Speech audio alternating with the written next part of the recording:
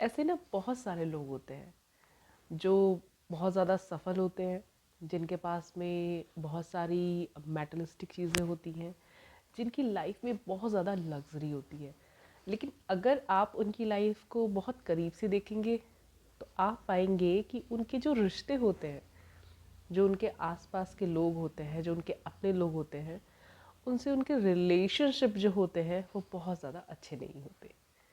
क्योंकि अक्सर ऐसा होता है कि जब हम पैसा कमाने के बारे में सोचते हैं, हम सफलता के बारे में सोचते हैं, तो हम उसे बहुत ज़्यादा जटिल और बहुत कठिन समझते हैं। हमको लगता है कि यार, दुनिया में अगर सबसे कठिन काम है तो बस यही है, पैसा कमाना और सफल होना।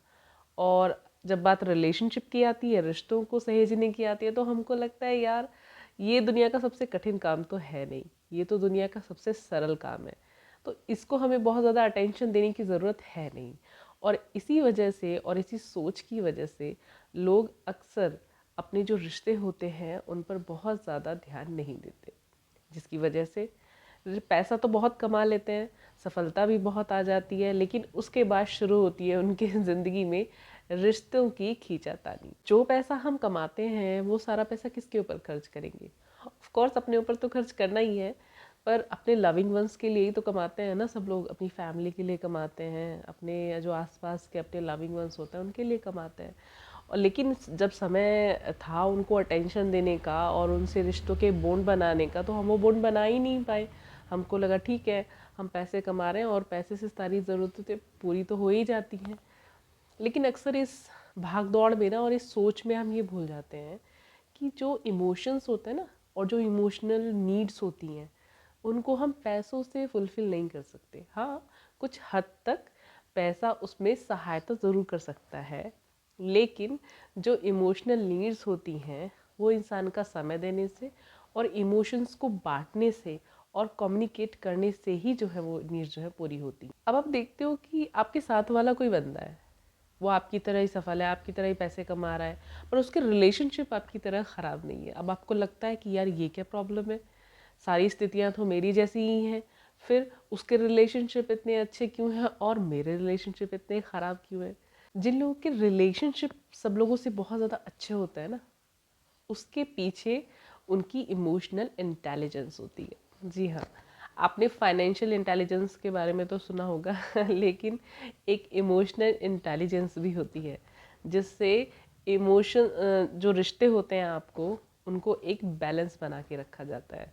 और जिन भी लोगों के अंदर ये इमोशनल इंटेलिजेंस होती है, आप अक्सर देखेंगे कि उनके रिलेशनशिप सब लोगों से बहुत ही बढ़िया और अच्छे रहते हैं, और रिलेशनशिप के मामले में उन्हें अधिकतर केसेस में प्रॉब्लम फेस नहीं करनी पड़ती। आज हम जानने वाले हैं इसी इमोशनल इंटेलिजेंस को, कि आखिर इमोशनल इंटेलिजेंस होती क्या है और ऐसा क्यों होता है कि कुछ लोगों के जो रिलेशनशिप होते हैं, सभी सफलताओं के बाद, सभी पैसे के बाद, सब कुछ होने के बावजूद भी अच्छे नहीं चलते, लेकिन कुछ लोगों के जो रिलेशनशिप होते हैं वो बहुत ज़्यादा अच्छे चलते हैं, ना केवल अपने करीबी लोगों से बल्कि सोसाइटी में भी हर अपने आसपास के लोगों से उन्हें कोई तकलीफ नहीं होती है, लोगों को उनसे कोई तकलीफ नहीं होती है।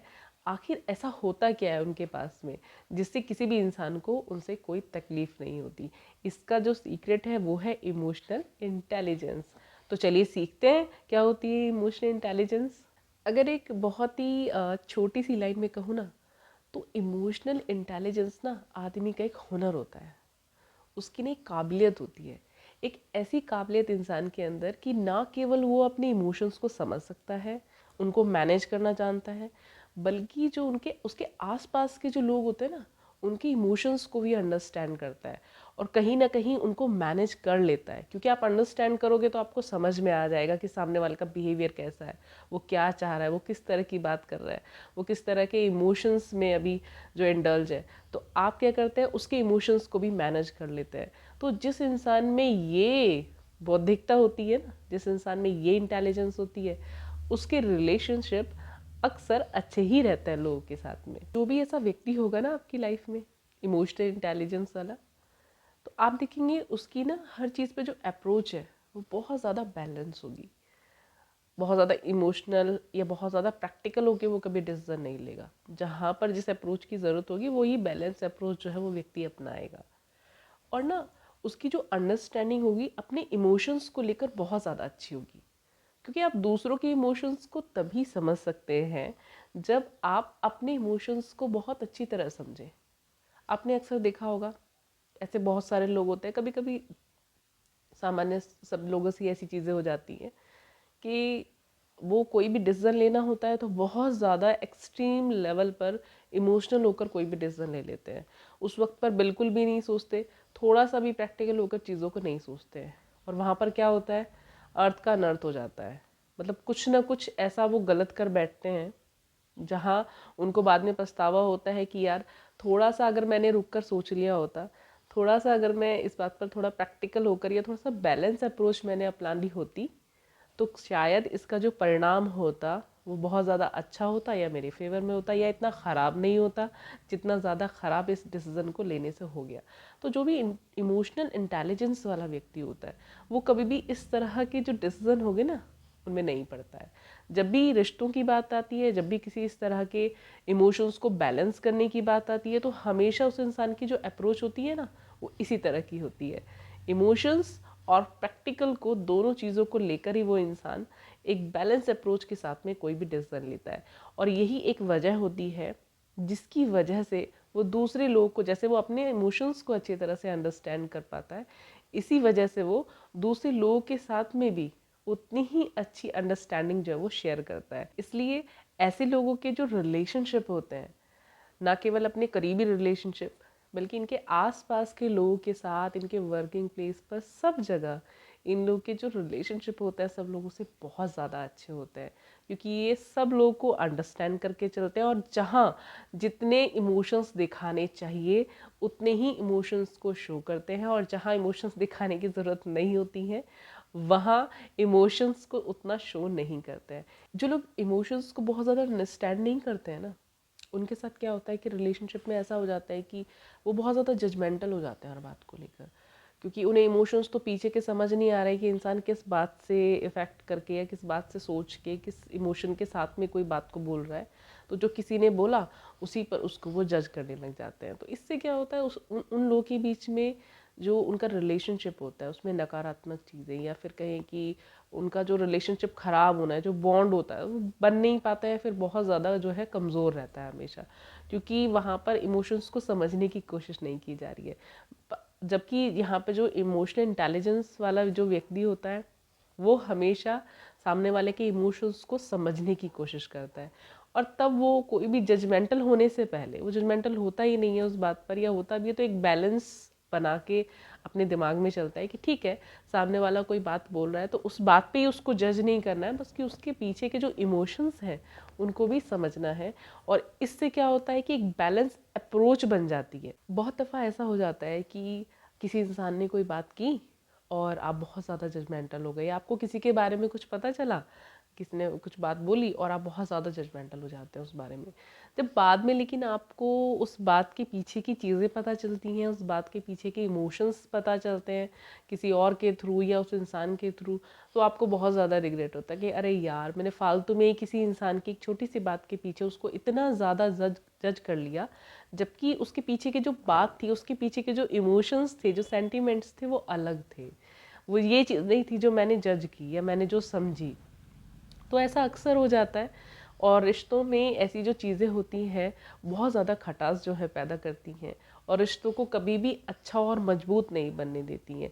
तो इसीलिए हमें हमेशा अपने रिलेशनशिप में इमोशनल इंटेलिजेंस को जगह ज़रूर देनी चाहिए। जो इंसान इमोशनली, मतलब बहुत क्लियर होता है ना, बहुत क्लियरिटी होती है जिसकी इमोशंस में, तो वहाँ ना उसको पता होता है कि उसके इमोशंस क्या हैं, उसको इमोशनल लेवल पर किस चीज़ की रिक्वायरमेंट है, उसकी लोगों से अपेक्षाएं क्या हैं। तो वो उतना ज़्यादा एक्सपेक्ट भी नहीं करके चल रहा होता है लोगों से, और इसी वजह से क्योंकि इतना क्लियर है तो वो आलतू फालतू के रिलेशनशिप में नहीं पड़ता है, उसका टाइम भी बर्बाद नहीं होता है, उसका दिमाग भी ख़राब नहीं होता, उसका फोकस भी बना रहता है। क्योंकि अधिकतर केसेस में लोग के साथ में प्रॉब्लम तभी होती है जब उन्हें समझ में भी नहीं आ रहा होता है। बहुत सारे चांसेस तो ऐसे होते हैं कि लोग बिना सोचे समझे किसी भी रिलेशनशिप में एंटर कर रहे हैं, किसी भी रिलेशनशिप में बहुत सारे साल वो बिता दे रहे हैं, फिर बाद में उनको समझ में आ रहा, अरे हमको तो ये चाहिए ही नहीं था। सामने वाले ने हमको इम्प्रेस करने की कोशिश की, या सामने वाले ने थोड़ा हमको प्रेसाइज किया, तो ठीक है, हम भी उसके साथ में जो है वो कमिट हो गए। तो बहुत सारे जो लोग होते हैं, इमोशनल लेवल पे उनको क्लैरिटी नहीं होती कि आखिर उनको चाहिए क्या, उनको किस वक्त किस इंसान से क्या एक्सपेक्टेशंस हैं। तो जब इंसान इमोशनली बहुत ही क्लियर होता है, मेरे कहने का मतलब है कि अगर उसमें इमोशनल इंटेलिजेंस होती है कि मुझे क्या करना है, इमोशनली क्या चाहिए मुझे लाइफ में, तो उसकी जो ग्रोथ होती है ना, वो बहुत अच्छी होती है, क्योंकि उसका समय बर्बाद होने से बच जाता है। मैं तो ये सोचती हूँ कि ना, हर इंसान के अंदर इमोशनल इंटेलिजेंस होनी चाहिए। एक दो लोगों के अंदर ही क्यों हो, सबके अंदर होनी चाहिए। आप देखोगे कि आज छोटी छोटी किसी भी बात पे ना, कोई छोटी छोटी बात पे कहासुनी हो जाती है, तो लोग के अंदर पेशेंस ही नहीं है, सोचते ही नहीं है छोटी बात को भी कि अगर इस छोटी सी बात को यहीं पे ख़त्म नहीं किया तो ये कोई बहुत बड़ा एक कहानी बन सकती है, और बन भी जाती है। बहुत बार लोग सोचते नहीं हैं, उसके परिणाम इतने ज़्यादा घातक होते हैं कि बाद में उनको सब कुछ खो के फिर उन्हें पछताना पड़ता है, क्योंकि वो ज़रा सा भी सोचने में बिलीव ही नहीं करते। आपने ऐसा देखा होगा बहुत बार कि कभी कोई लड़ाई झगड़ा हो रहा होता है, कोई बात हो रही होती है, तो कुछ लोग एक पार्ट में ऐसे होते हैं, एक दो लोग, कि उस बात को बहुत ज़्यादा बिगाड़ने का काम कर रहे होते हैं, बहुत ज़्यादा बढ़ाने का काम कर रहे होते हैं। और वहीं पे एक आदमी होता है जो अपनी बुद्धिमत्ता से वहाँ पर, जो अपनी इंटेलिजेंस से क्या करता है, उस बात को, बहुत बिगड़ी हुई बात को भी सिर्फ अपनी बातों के ज़रिए क्या कर देता है, उसको थोड़ा बैलेंस कर देता है, या उसको रफा दफा कर देता है, या उसको उसमें समझौता करा देता है। तो ये जो समझौता कराने वाला इंसान है ना, यही है वो इमोशनल इंटेलिजेंस वाला इंसान। तो हम सब लोगों को ऐसा क्यों नहीं बनना चाहिए, हर इंसान को ऐसा बनना चाहिए जिसके अंदर इतनी इमोशनल इंटेलिजेंस हो कि वो इमोशंस को और प्रैक्टिकल को बैलेंस करके एक बेहतर परिणाम देने वाला व्यक्ति बन सके। देखिए देखिए, ना तो हर जगह बहुत इमोशनल होके डिसीजन लिया जाता है, और ना ही हर जगह प्रैक्टिकल होके डिसीजन लिया जाता है। तो एक बैलेंस अप्रोच अपना के चलोगे ना, तो वो हर जगह काम करेगी आपकी। तो दिक्कत क्या है, अगर ये इमोशनल इंटेलिजेंस हमारे अंदर भी आ जाए तो इससे तो हमारे रिश्ते बेहतर ही होंगे। और अगर रिलेशनशिप अच्छे होते हैं इंसान के, तो इंसान की ज़िंदगी की क्वालिटी अलग होती है, उसका ग्रोथ का लेवल ही अलग होता है। क्योंकि इंसान के जीवन का जो आधा स्ट्रेस है वो तो यही है कि सब कुछ कमा भी रहे हैं, सब कुछ कर भी रहे हैं, लेकिन रिश्ते फिर भी अच्छे नहीं हैं। तो उस रिश्ते अच्छे ना होने का जो रीज़न है, हमको उसकी तलाश करनी चाहिए। और अगर कुछ ऐसा ज़रिया हमको मिलता है कि हम उन रिश्तों को अच्छा बना सकते हैं, बेहतर बना सकते हैं, तो हमें ट्राई क्यों नहीं करना चाहिए, बिल्कुल ट्राई करना चाहिए। तो कभी कभी बहुत छोटे छोटे बदलाव जो हमें लगता है ना कि अरे इनकी क्या इंपॉर्टेंस है, लेकिन वो छोटे छोटे जो बदलाव होते हैं ना हमारी पर्सनैलिटी में, बहुत बड़े चेंजेस, बड़े अच्छे और बड़े ब्यूटीफुल चेंजेस हमारी लाइफ में लेके आते हैं। तो आप एक बार इस इमोशनल इंटेलिजेंस को भी अपने जीवन में अपना के देखिए। अगर रिश्तों में कुछ प्रॉब्लम है तो निश्चित रूप से मैं आपको दावे के साथ कहती हूँ कि अगर आप इसको पूरी ईमानदारी से इस्तेमाल करेंगे ना अपनी लाइफ में, तो आपके रिश्तों में इम्प्रूवमेंट ज़रूर होगी और आप अपनी लाइफ में बहुत ग्रोथ करेंगे। आप चाहते हैं कि मैं किसी ऐसे ही और विषय पर वीडियो बनाऊँ, तो आप मुझे कमेंट बॉक्स में कमेंट करके ज़रूर बताइएगा।